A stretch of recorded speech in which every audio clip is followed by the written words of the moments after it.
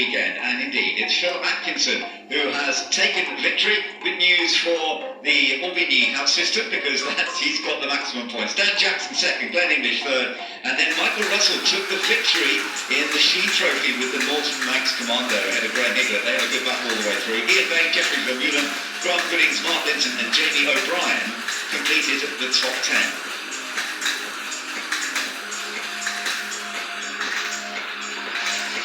So great racing here for the Halewood Trophy and the Sheen Trophy as ever, and we saw some bikes managing to move their way up in that race, and it means now that Travolton has a narrow lead over Matthew, well actually over Darnley and then Matthew, and it's all pretty close. Aubigny, actually they've just scored some extra points there, Aubigny, thanks to the victory for Phil Atkinson, but at the moment it is Travolton leading the House Challenge at this 81st Goodwood Members Meeting.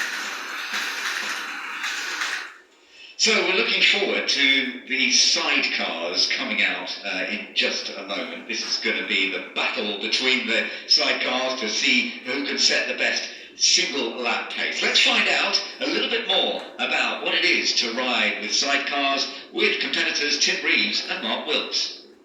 You've got a crazy bloke who's laying head first in something that can do 170 mile an hour, and then you've got another bloke jumping about on the back trying to keep it upright. It's just not normal, is it?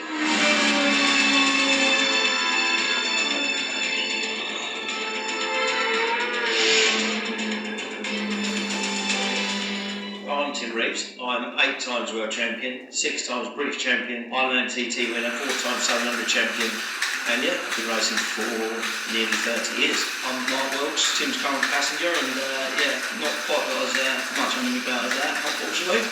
But I've got a world championship that I won with Tim in 2019. But it's the best in the world, that's why I've got it.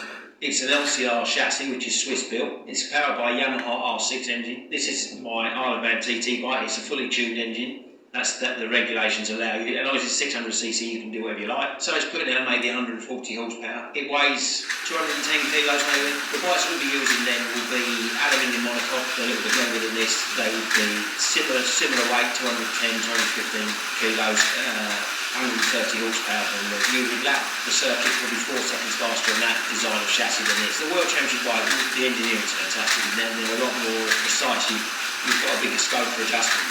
All 3 wheels are adjustable completely in trail angle, camber, position backwards and forwards. Whereas on this bike, the front and rear wheel is fixed. You can adjust the sidecar wheel by moving it backwards and forwards, which gives people drive to the front of it. I would say I'm doing everything, but you're not. Without a good passenger, you would not be able to go far. I don't control the balance of the bike, I'm just riding it as hard as I can. When I set off, I don't even think about it. Mark has quite a fine balance. He controls the amount of drift and drive I get. A grip on the front, grip on the rear. If you put a bag of potatoes on yourself, or you can go around the track and you wouldn't go very far. A lot of people can get on a sidecar and go fast straight away and be aggressive, but not that last second. You need to have finesse. They're like ballerinas, really. A good one, you don't even know he's on the bike. I mean, they quite aggressively move about, but when I'm riding, I'm never feeling, I wouldn't even know he's on it. And then when you turn to a corner, it just feels like you're on your own. Then you know you've got a good balance, and that's what makes you go fast. There's no better preparation than actual bike time than being on the bike. I couldn't do what he does. There's no way I could do it as well as him. I was a good passenger, but I was never as good as he is. They're totally different. It's a special job. I shouldn't say it, but there's probably 4 or 5 exceptional blokes in the world that can do this job. Mark being one of them. If we were to go by flat out, you wouldn't even see him because he'd be tucked up in such a small ball out of the way. If you were in the wind, you'd just create a drag, you'd slowing it down. And it's just the feel of what the bike's doing because they dance. They don't just drive around like a car. They're sliding all the time, and the art to get real fast is to find the balance between drift and drive. You need a certain amount of drift to steer it, but too much drift and you lose drive. So you've got to find that balance. And the whole thing's floating all the time. So I can move my body weight further forward or further back. For example, when we come here in April, we'll go out in the pit lane and I'll ride as hard as I can. 5 or 6 laps we'll have found the balance. One lap will not go into this first corner in the front and push, the next lap it won't. Because he'll have moved his weight and put it in the right place. And if he's not in the right place at the right time, it can throw him down. If he throws him out, I'm upside down. I started on a novice licence, so I had to work up to get a national licence to be able to go do the World Championship. So yeah, there is a progression. You can't just jump on that van straight away. Yeah, you'd obviously have to pass your medical. You get an AC licence, which would allow you then to race a club level race in England, and you'd have to do 10 race meetings.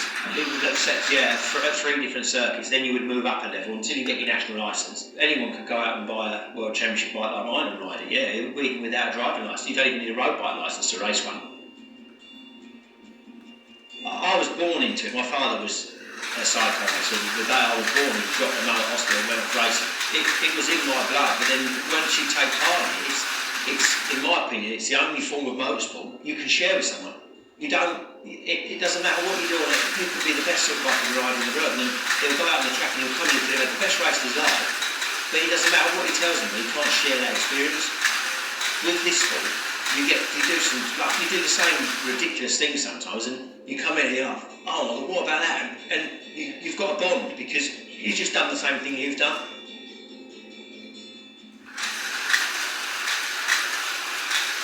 A wonderful chat from Tim Reeves and Mark Wilkes, really explaining so much about what it is to ride these machines, to be the passenger as well.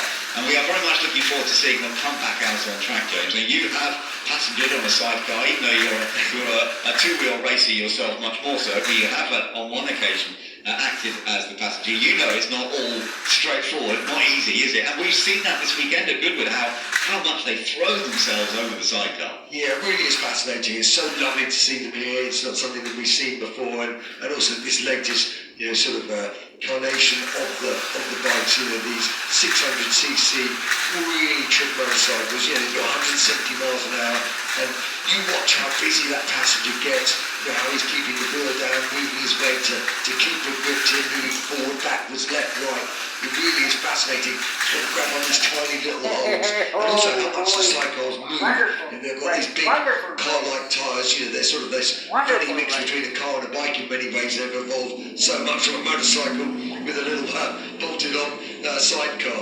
And we've got the quality of the field you're seeing here today is really quite exceptional.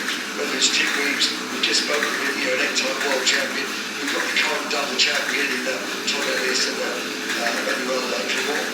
And we've got another 4-time world champion, Ben Burton. So you're also seeing some of the most innovative sport riders, like watching Lewis Hamilton and Senna, and you're seeing the best of the best in this sport. So it would be a real pleasure and quite unique, to see how hard they move and how they move around the bumps. And it's going to be very interesting. It was very exciting yesterday, and a lot of people came up after and said, I love watching that. So let's hope we get a similar sort of thing.